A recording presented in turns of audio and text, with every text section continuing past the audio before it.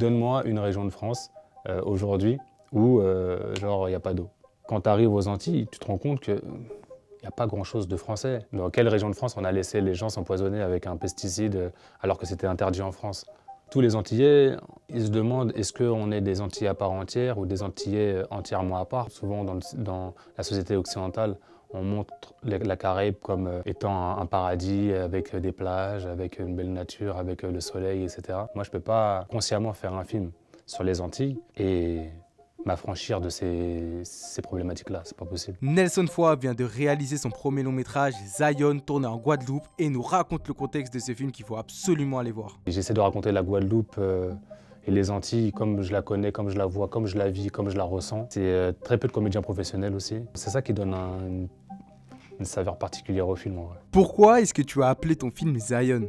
C'est quelque chose qui vient surtout des Rastas. Chez nous, dans la Caraïbe, en fait, on connaît Zion dans des morceaux de Bob Marley par exemple.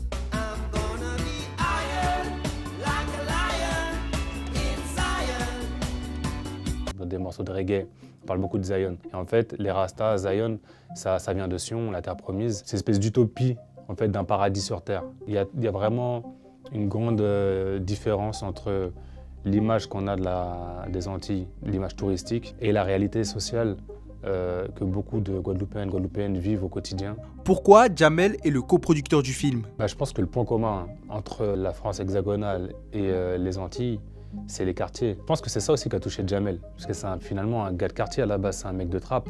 Et quand il a vu ça, les quartiers des Antilles, il a trouvé ça incroyable. En réalité, que tu sois en banlieue parisienne et que tu sois aux Antilles, en fait, ça te touche parce que tu reconnais des choses, on a les mêmes codes. Y a-t-il une envie de dénoncer dans Zion?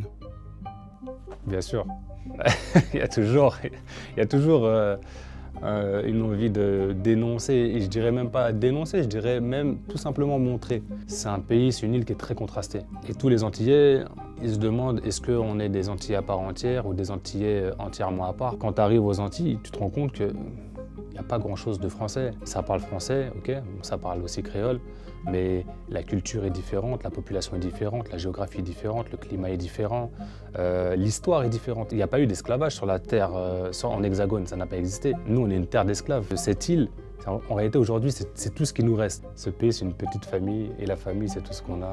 Il faut la protéger.